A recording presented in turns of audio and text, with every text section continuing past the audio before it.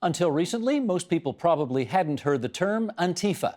Then came a spate of protests in the U.S. that turned violent, notably at the University of California at Berkeley and notoriously the deadly white nationalist demonstration in Charlottesville, Virginia. And suddenly, the name for these counter-protesters entered the mainstream. Who and what are they, and why have they drawn harsh criticism across the political spectrum? Let's ask historian and author Mark Bray. He is the author of Antifa, the Anti-Fascist Handbook. And we're happy to welcome you from New Jersey all the way up here to the province of Ontario.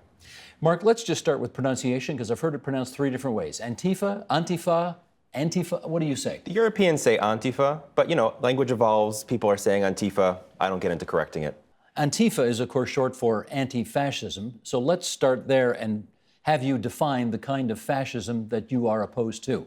Right. So fascism is a notoriously difficult concept to define. Historians have debated it. But certainly after World War II, when far-right politics went through a wide variety of weird mutations, defining it can be a challenge. Anti-fascists aren't only against textbook fascists who agreed entirely with Mussolini, but against the far right in general, Islamophobes, homophobes, et cetera, et cetera. And so it's sort of an opposition to a far right politics. A generic far right, alt-right type of thing. Right. It's a flexible kind of politics. Right. Yeah. And how centrally organized is the movement? Well, it's more of a politics or an activity. Anyone can form their own anti-fascist group, but there are networks like the Torch Network in North America, like the Anti-Fascist Network in Great Britain, but it is a decentralized politics. Is everybody who calls themselves Antifa expected essentially to be against alt-right, against white supremacism, against Donald Trump? Essentially, right. So it is a politics of being opposed to Trump, opposed to the alt-right, and it also carries a positive connotation of trying to build an anti-racist, anti-sexist society. But once again, there is no sort of membership, there is no central command. It's a decentralized politics. And if you want to sort of understand the corollary of this, if you don't belong to Antifa or share its aims, does that suggest you are pro-fascism? No, not at all. It's just a specific brand of anti-fascism, which historically has been referred to as militant anti-fascism, which argues for direct action tactics. It's a pan-radical left ideology, but there are all sorts of groups and individuals that have opposed fascism then and should oppose them now. I think it's in all of our interests to make sure that fascist and white supremacist politics don't take another step forward. You don't pretend to be a neutral observer on this, even though you're a historian. You have told us that 50% of the proceeds from your book are going to be donated to the International Anti-Fascist Defense Fund. Why are you doing that? Well, I don't think we could be neutral about white supremacy or fascism. We've seen the threats that they posed historically, that they pose today. I have ancestors who were murdered in the Holocaust. I take the topic very seriously. And I think that we can look historically and see that fascist and white supremacist politics advance when they're allowed to normalize themselves, when they become family-friendly and mainstream. And so preventing them from taking that first step, I think, is incredibly important. And therefore, although I myself have not done anti-fascist work, I support and sympathize with those who do it. Antifa has gotten into some trouble because there have been moments at some of its demonstrations that have gotten out of hand. The FBI and the United States Department of Homeland Security regard Antifa as domestic terrorists. Is that appropriate in your view? Well, no. But we can also see in the context of the Trump administration that there's this new category called the black identity extremists, where they're trying to taint Black Lives Matter and resistance to racism that way. We saw with Occupy Wall Street, environmentalism. The United States government has a tendency to throw the label terrorist at all sorts of political radicals. I think it's pretty clear that the really dangerous threat are fascists, are white supremacists. They're the ones who have murdered people in Oregon and Maryland and Virginia and elsewhere. Anti-fascists haven't killed anyone. It's a politics of self-defense, and I think it's sadly necessary in this day and age. They haven't killed anybody, but they've roughed some people up. You would acknowledge that. Well, the question, if we take a big step back historically and say, all right, when was it legitimate to stand up and defend oneself against fascism in the 20s and 30s? How bad did it have to get? Now, today is not the same as the 20s and 30s, but there are enough parallels for us to be having this conversation. And so the question is, how bad does it have to get to defend oneself? Anti-fascists argue you don't let it take the first step. You stand up to it, sometimes in a preemptive self-defense. And that's sort of something that people have trouble grappling with. But they argue don't let it grow powerful enough until it's actually at your front door. Well, that's a fairly controversial thing to say. Preemptive defense, meaning you hit first. That's going to rub some people the wrong way, obviously. Well, the question is, do you give white supremacist or fascist politics the benefit of the doubt that when these groups organize that they will not eventually target immigrant communities or LGBTQ centers or synagogues or mosques? Anti-fascists argue, no, you don't give them the benefit of the doubt, and you try to stop them. Now, the misnomer is that people assume that it's all about confrontation, but that's actually a small percentage of what they do. Most of it's research, outing far-right leaders, exposing them to communities, but sometimes it is confrontation.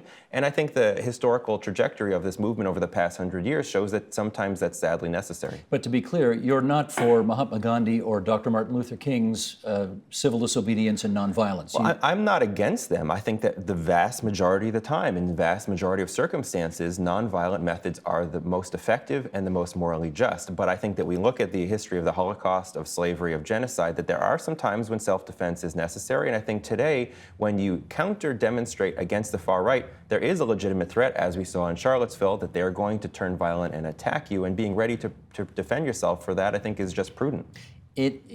Whenever anybody brings up the Holocaust, that is, I mean, that's the mother of all analogies. Indeed. So in effect, by saying, you know, if the conditions of the Holocaust were to present themselves here, we would be justified in taking violent action preemptively. I want to be clear on this. Are you suggesting that the Trump administration or some of the alt-right membership has those kinds of inclinations? Well, the alt-right certainly. I mean, some of their platforms are called the Daily Stormer. Some of their podcasts are called the Daily Shoah, which is a terrible pun on the Daily Show. So there's no ambiguity with the 99% of the alt-right. Trump himself, I don't think is really an ideologue. I think that he blows in the wind. He supports those he thinks will support him in power, but he has dog-whistled to the far right. He has failed to denounce the KKK. He called the people in Charlottesville that were marching around the neo-Nazi march with the tiki torches and khakis good people. So certainly he's creating conditions that are alarming. Now, we must remember that Germany in the 1920s was considered far less anti-Semitic than Eastern Europe. It was considered an advanced civilized country, and look what happened. So I'm not saying that it's going to happen, but I'm saying a really good way to prevent it is taking it seriously from the first step. Let us go back and understand some of the history of this movement. How and when did it start? Well, you know, fascism, officially understood, started with Mussolini in the 1920s. I mean Antifa. Right. So response to Mussolini was the first kind of officially anti-fascist movement, the Arditi del Popolo militia in the 1920s. People understand this kind of fighting in the Spanish Civil War, the Battle of Cable Street, but what's missed is that after World War II, there was a far-right resurgence in North America and Europe, and the Antifa groups that grew out of Germany in the 80s, out of Great Britain in the 60s and 70s, that were often composed by Turkish migrants who were under attack, Caribbean or South Asian migrants that were under attack, leftists, punks, stood up to this far-right resurgence because they had no choice, because this was a kind of self-defense situation in neighborhoods and communities. And that's the kind of trajectory that you see through to North America with the creation of anti-racist action in the 80s and 90s in the US and Canada. And this is the continuation of that history. You got a guess about how many people are involved in this movement? Well, I mean, right, there is no official membership. There are dozens and dozens of groups across the country. Some of the groups don't even have names and are sort of informal groups of anti-racists that do organizing, that do research. Is there a difference in the way Antifa operates in the US versus Canada versus Europe? There are shades of difference, but the general politics is similar. It's about direct action. It's about community self-defense, not turning to the police or the state to stop the far right, but trying to collectively present an opposition. So it takes different forms, it takes different imagery, but it's a similar politics. And it's gotten involved in the music scene. You want to explain that to us? Oh, for sure. So especially starting back in the 70s with the growth of punk and skinhead culture, there was an effort by fascists and white supremacists to create a kind of neo-Nazi skinhead culture. Because originally, skinhead culture was really about Jamaican and British working class culture mixing. It was anti-racist, but they created this racist variant. And so the origins of anti-racist action in the 80s was about anti-racist skinheads reclaiming their scene from neo-Nazi skinheads, and then it grew out into a broader politics that incorporated people involved with hip-hop and other kinds of cultural forms. So certainly the Rock Against Racism series with The Clash and the Specials in the 70s that was expanded throughout the US and Canada in the 80s and 90s shows that this is not just a question of confrontation, it's a question of culture, politics, society, and really taking a firm stand against the intrusion of white power politics in any sphere of activity. Let me give you an example that people who are watching this program may remember well. We're going back 7 years now. The G20 was meeting in Toronto, the 20 most powerful countries in the world, I guess, sort of. And there were people all dressed in black who marched down the streets with batons and smashed in windows of stores and torched police cars and that kind of thing. And they were marching, they would have said at the time, in the interests of opposing, fascism and capitalism, all of these kinds of things. Sure. Would they have been considered Antifa? I don't know how they would have considered themselves. Maybe some of them would have, maybe others wouldn't have. But what you're referring to is a tactic called the Black Bloc, which grew out of the autonomous movement in Germany in the 1980s that was involved in anti-capitalist protests, anti-police protests, but also in part confronting neo-Nazis, especially after the fall of the Berlin Wall. So certainly it is a street tactic that some anti-fascists use, but in Great Britain, for example, anti-fascists have historically not used it as much, so it depends. I don't know how they would have identified, but maybe some of them. Well, my recollection at the time was that there were sort of, everyday middle-class people who were demonstrating against some of the policies of the G20, and that was one kind of group of people, thousands in fact. Right. And then there were these other people who I think many people regarded as thugs who were, balaclavas over their faces, dressed in black, infiltrating the crowd, trying to be anonymous, and basically destroying property, and they saw that as being something different. Do you make the distinction? Well, I think the question is, what kinds of protest tactics are you going to see? So I was actually at the G20 this summer in Hamburg, Germany, and the same kind of dichotomy existed, where there was a more mainstream demonstration and there was a black bloc confrontation with the police that entailed some property destruction. I think the perspective of those who engage in those activities is that in a situation where you have a global elite perpetuating exploitation and poverty around the globe, destroying the environment, waging wars, that pulling the emergency brake and saying that this is a crisis and we need to alert people's attention to it and also target the capitalist underpinnings of what these countries stand for. That's the politics, but it depends on whether you see the state and capitalism as a threat or not, and that, of course, will divide people in how they protest. Do you? Oh, I do. I do see the state and capitalism as a serious problem. I think that a truly egalitarian society would be federalist and communal and would share the resources of the earth and not endanger the planet. I now know why Trump, thinks you guys are crazy. Well, well, I think that the planet is heading for a crisis, and that a reasonable ethical outlook on the resource distribution would have it that we would try to make it so that people don't starve to death. Here's you in the book, and we touched on this earlier, but then we have a little different question coming out of it. Sure. Anti-fascists have concluded that since the future is unwritten and fascism often emerges out of small marginal groups, every fascist or white supremacist group should be treated as if they could be Mussolini's 100 fasci, or the 54 members of the German Workers' Party that provided Hitler's first stepping stone. As we suggested, it's always dangerous to sort of invoke Adolf Hitler and various things, but I want to know very clearly, are you suggesting that the current power structure in the United States, led by the President of the United States, is leading that country and the West towards a Nazi-style state, the likes of which we saw in the 1930s and 40s? No, I think that's unlikely. I think in 2020, Trump's probably going to lose and we're going to have a Democrat back in office. The point being made is that it's better to take it too seriously than not seriously enough. And so if you look at small fascist and white supremacist groups that have 20, 50, 100 members, there's a tendency to dismiss it and say, oh, it's not a big deal. But it's better to deal with these groups when they're small than to wait until they are a big deal when the debate is not even part of the conversation. We could see more recently in Greece with the Golden Dawn Fascist Party grew tremendously after the financial crisis of 2008 from being a micro party to being the third largest party in Greece. It can happen. It's better to assume the worst and organize against them so that we don't even have to think about it later on. Trump does have some, and you see this sometimes on social media, he has some characteristics that are very similar to and evocative of Benito Mussolini. Indeed. But do you think he's a fascist in the same way that Mussolini was? Well, you're right. There are a lot of traits that are similar. The cult of personality, the ultra-nationalism, the machismo. The thrusting the jaw forward and the, right. You can make a long list. Now, in some ways, they are similar because really, if you look at the actual historical evolution of fascism, you'll see that Mussolini and his people adopted and discarded ideas at will and were really willing to do anything to get in with the elites of society. And in that way, Trump is very similar. But I don't think he's an ideological fascist. I think that he blows where the wind blows, and his really only motives are power and fame.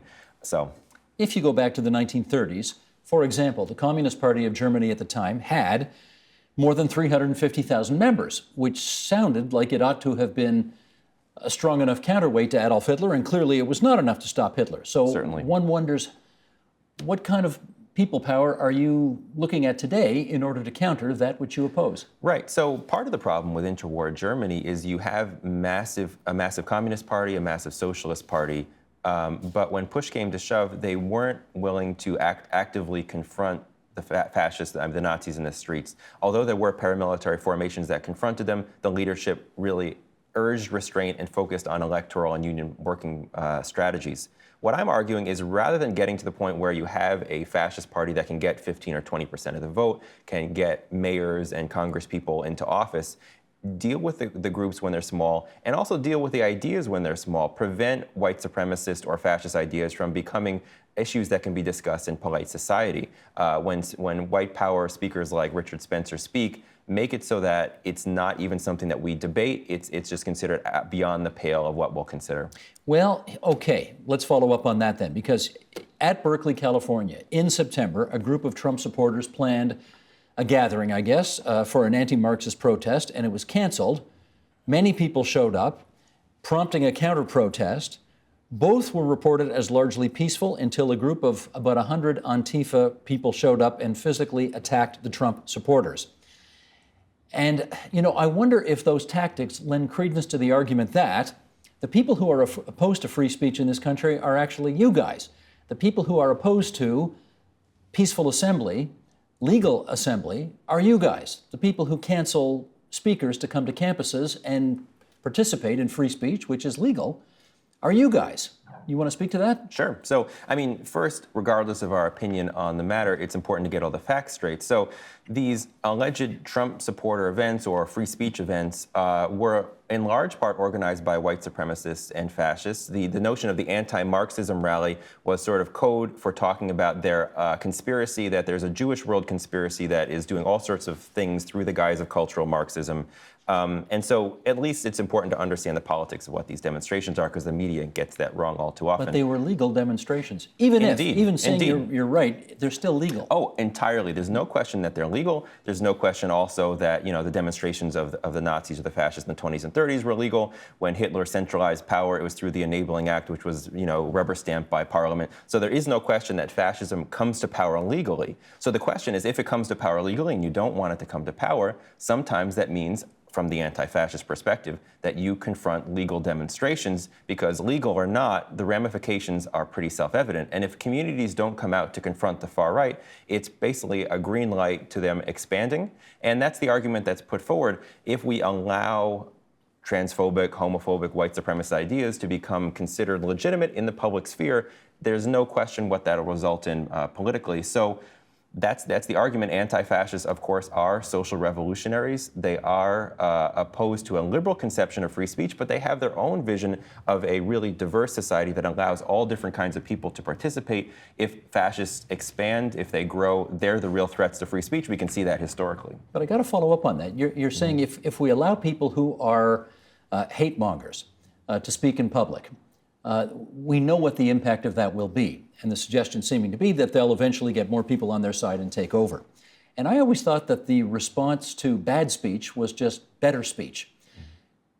Are you not taking unto yourselves, in some respects, the right to decide whom universities are allowed to invite to speak on their campuses and whether they ought to be permitted or not? Well, we can see that universities actually do have values, right? They proclaim to be diverse, they proclaim to be anti-racist. You can look at Title IX, the creation of ethnic studies departments, women's and gender studies departments, and see that generations of struggles have made universities more diverse and more just than they used to be. These are political gains, and so to think of free speech in the absence of those gains in a sort of neutral sense is missing the actually political context of the university. And if you allow a figure like Richard Spencer to argue that black people are subhumans or Jews are subhumans, then I think it's actually contrary to the notions that the university is founded on. And I think we should have an avowedly political understanding of speech that allows for a full diversity except for the very margins that threaten everyone else. So who at Antifa decides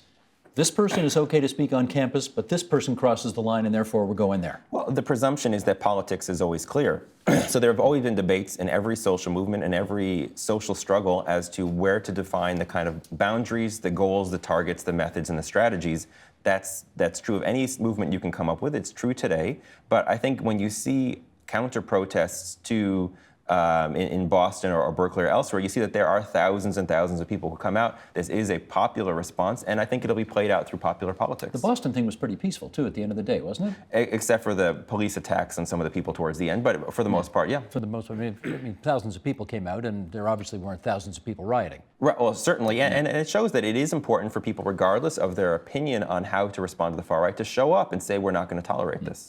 A video came out of someone punching a neo-Nazi in the face, and a writer of The Nation magazine called it, quote-unquote, beautiful. And the journalist Chris Hedges took issue with that and said the following: "This violence as beauty rhetoric is at the core of these movements. It saturates the vocabulary of the right-wing corporate oligarchs, including Donald Trump. Talk like this poisons national discourse. It dehumanizes whole segments of the population. It shuts out those who speak with nuance and compassion, especially when they attempt to explain the motives and conditions of opponents. It thrusts the society into a binary and demented universe of them and us. It elevates violence to the highest aesthetic. It eschews self-criticism and self-reflection. It is the prelude to widespread suffering and death. And that, I fear, is where we are headed." What's your view of that? Yeah, well, I mean, I was on a show with Chris Hedges discussing the topic not too long ago, and it just seems pretty clear that he's unfamiliar with the actual history of anti-fascist struggle over the recent decades. And, you know, if I interviewed 61 anti-fascists from 17 different countries, and these are people who would much rather spend their Saturdays going to the park than confronting these people. There is no bloodlust. The waves of anti-fascist organizing today and in the past have almost always been in response to what fascists and white supremacists have done. It's a politics of self-defense. If you look at Turkish migrant groups in the early 90s in Germany or Syrian groups in Greece today, they are just trying to get by. So the notion that there is this bloodlust and that they would rather be, you know, fighting Nazis than doing more productive work really misses the texture of who these people are. Noam Chomsky, hardly a right-wing maniac, Indeed, described Antifa as, quote, a major gift to the right. And he said, when confrontation shifts to the arena of violence, it's the toughest and most brutal who win, and we know who that is. Has he got a point? Well, I think that, once again, I'm not sure how familiar he is with the data that exists about Antifa struggles in Germany, in Britain, in Denmark, in Norway over recent years. You're not sure how up to speed Noam Chomsky is on all these international phenomena? Yeah, I'm not, because if you really were, I mean, well, if you look at his article, he actually doesn't cite any examples to support his arguments, which he always does, and he didn't in this case. And you can see that there are countless cases of Antifa groups successfully short-circuiting the organizing of the far right, because we know that they grow when they're allowed to become family-friendly, when they're allowed to embed themselves in communities, express their messages, hold demonstrations. And so short-circuiting that work, predominantly through research, predominantly through doxing and outing of leaders, a small percentage of that is confrontation, has had successful results. And I would be very curious to hear Chomsky respond to the actual data that exists. But his quote, "You are a major gift to the right." You dispute that? I do, because there are so many examples of the right being thwarted by this kind of organizing. Let's finish up on this. I want to know, I mean, clearly, you know, you've got something going for you. There's lots of people who show up to the demonstrations. There are obviously a significant number of Americans in particular. We haven't had as much of it up here, but a significant number of Americans who see this alt-right, white supremacist, in some cases Trumpist threat and want to take it on. What in your mind constitutes victory for your side of the debate? Right, well, I mean, I guess there's two parts of it. One is pushing these people back into the shadows, breaking up their organizing, making it so that white supremacists are isolated behind their computer screens and have no effect on the public discourse. I mean, that's one step. But beyond that, it's a broader politics of talking about how incarceration and police brutality are related to larger systems of domination. And it is a forward-thinking politics of social revolution that's trying to build a better world. So that's the other side of it as well. Are you concerned that there may be people who will follow you on the first part of that? You know, they'd like the alt-right back in their mother's basements just, you know, 2 a.m. playing on their computers. But the second part of what you had to say, massive social revolution, sort of an end to capitalism, you know, Some folks aren't prepared to go that far. You get that, right? Well, that's why fighting against fascism requires all sorts of people to participate. I'm talking about a specific politics of social revolutionary anti-fascism that also wants to build a better world. But I really think in the U.S. and elsewhere, the profiles of socialism, the notion that the environment can sustain industrial capitalism are starting to be questioned, and we'll have to see, because something has to change. How we're doing it now is unsustainable. Do you have to sign on to the whole package, or can you just sign up for the first part of it? You can fight fascism however you want, and you should. Okay. That's Mark Bray. He's the author of Antifa, the Anti-Fascist Handbook. He's a historian at Dartmouth College. Nice to have you here at TVO. Pleasure. Thank you. Help TVO create a better world through the power of learning. Visit TVO.org and make a tax-deductible donation today.